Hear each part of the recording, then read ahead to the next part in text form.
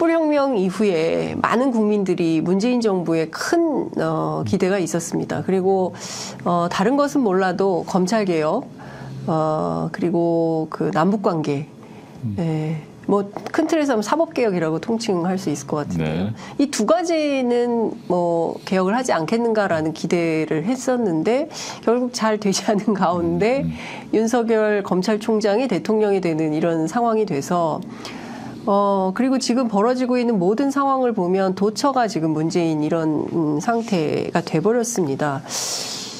이제 총선이 78일 정도, 77일인가요? 이제 남은 상황인데, 선생님께서는 이번 총선에서 다른 것은 몰라도 이 이슈와 특히 뭐 정책과 관련해서요. 이 이슈와 관련해서는 좀 야당이 좀 충분히 문제 제기하면서 국민적 동의를 끌어가는 그런 담론이 되어야 한다고 판단하신다면 어떤 게 있을까요? 현재 민주당이 윤석열 정권을 검찰 독재 정권 뭐 이렇게 규정을 하고 있지 않습니까? 물론 2019년 초기에는 그러한 규정을 유시민 장관 정도만 제기한 걸로 알고 있는데 민주당은 그런 규정을 내리지 않았습니다. 근데 한 작년 초 정부 때부터 윤석열 정권을 검찰 독재 정권이라고 명시적으로 규정한 걸로 알고 있습니다.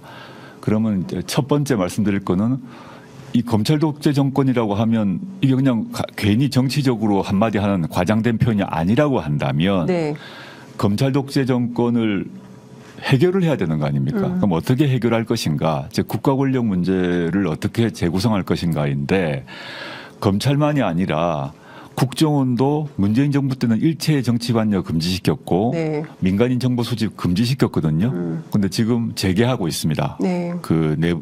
법률이 아니라 규칙에 따라서 경찰 같은 경우 문재인 정부 때 경찰이 뭐 편파적으로 뭘 한다 이런 얘기는 들어보지 못하셨을 건데 지금 경찰의 경우 경찰 수사에 대해서 의문을 제기한 사람들이 매우 많고 그다음에 지금 이제 과거 보안사 지금 이제 방첩사로 이름을 바뀌었습니다만은 촛불혁명이 일어나기 전 여러 계기 중에 하나가 당시에 이제 보안사가 각종 민간인 사찰 그다음에 선거 개입을 한 거 아닙니까? 그래서 그걸 또 금지시켰는데 또 이름을 또 바꿔가지고 뭘 하고 있는지 알 수가 없어요.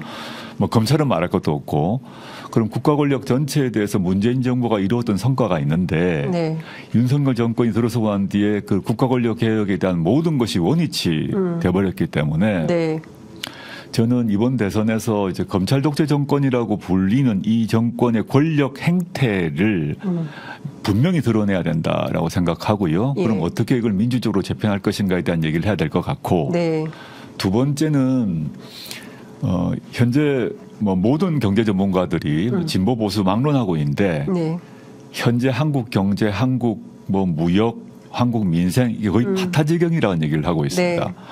제 아는 지인들 중에서 기업하는 사람들, 기업의 고위 간부들인데 말은 못할 뿐이지만 뭐 너무너무 걱정을 하고 붕괴하고 있거든요. 지금 재벌 기업 사람들인데도. 그러니까 이 외교 노선 때문에 생기는 문제. 알 수가 없는 거죠. 그러니까 중국하고 러시아 관계 끊은 거 외에도. 그래서 외국의 해외 시장이 뭐 대폭 줄어들어서 무역 수지가 엉망이 되고 시장이 줄어든 거 외에도 국내 시장, 국내 경제 운용에 있어서도 도대체 뭘 하겠다는 건지를 아무도 모른다는 거죠. 지금. 그래서 이러다간 정말 극단적으로 IMF 비슷한 또는 과거 금융위기 비슷한 게 오겠다. 그런데 대통령을 포함해서 수뇌부는 왕놀이나 하고 있고 경제에 대해서 어떻게 하고 있는지 아무도 모르기 때문에 저는 경제 민생 대책이 제일 중요할 또 두 번째로 중요한 문제다 생각합니다. 권력 구조 관련해서 그리고 또 경제 문제에 대해서 우리 국민들께서 잘 판단하셔서 선거에 임해야 된다 이런 말씀 주신 걸로 이해하겠습니다. 윤석열 대통령 지금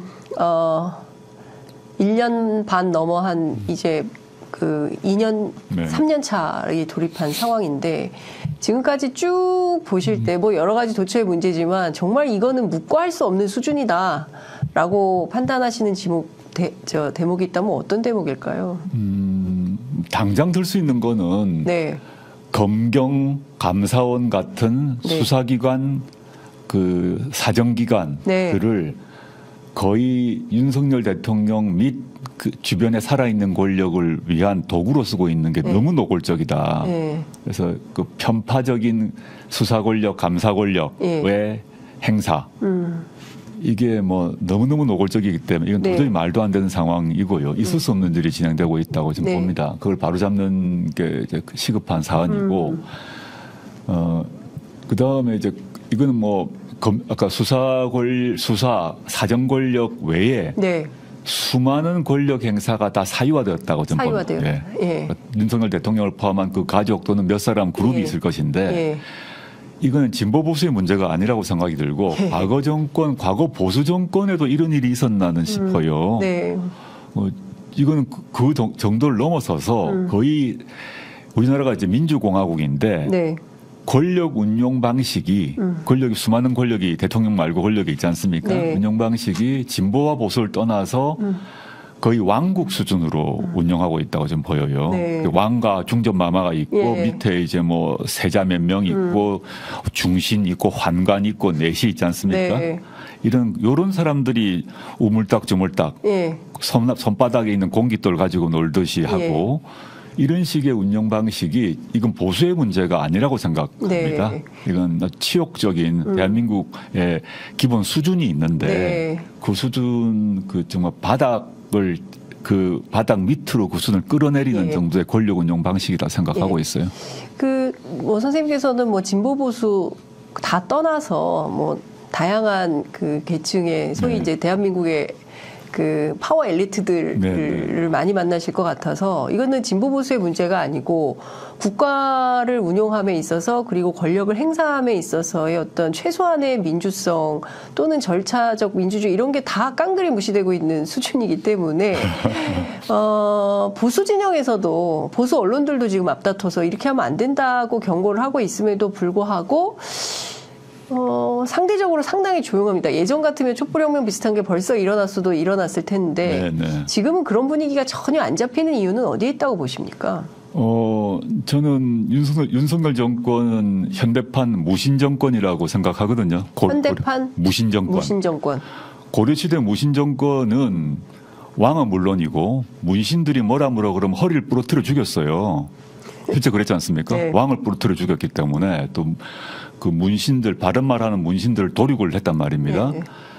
그 현대판 무신 정권이라 한 이유는 그 이전에 보수 정부 같은 경우 그때 대통령이 있었죠. 근데 그 사람들은 정치인이었어요. 뭐 이명박도 박근혜도. 근데 이 사람들은 애초에 정치인이 아니었고 정치를 한다는 얘기는 국민의 소리, 언론의 소리를 귀를 듣고 판단을 하고 듣고 판단하고 이렇게 살아가는 게 본능이고 자기 경험이고 생활 방식인데 그렇게 살아간 적이 없는 거죠. 검사로서 칼제비로서 조사하고 수사하고 기소하고 이게 삶의 준칙이었기 때문에 그런 얘기를 들을 필요가 없다고 생각하고 있는 거죠. 그 세상의 운영을 대한민국이란 나라의 운영을 그 칼잡이가 운영하듯이 할 뿐이다. 자르고 베고 지르고 이런 식이니까 조중동 같은 경우 아차 잘못하면 우리도 큰일 나겠구나라고 생각합니다. 하고 있을 거라 생각합니다. 그 전까지는 막 이제 온갖 말을 막 하면 보수 정치 세력 또는 보수 정치인도 들었단 말입니다. 듣고 조중동이 이렇게 하니까 우리 맞춰줘야지 이런 생각을 한다면 들을 생각이 없다고 생각해요. 하고 판단합니다. 전혀 들을 생각이 없다. 무신 정권 입장에서는 입 나불거리는 언론 애들이 진보든 보수든 걔들이 왜 자꾸 시끄럽게 굴지?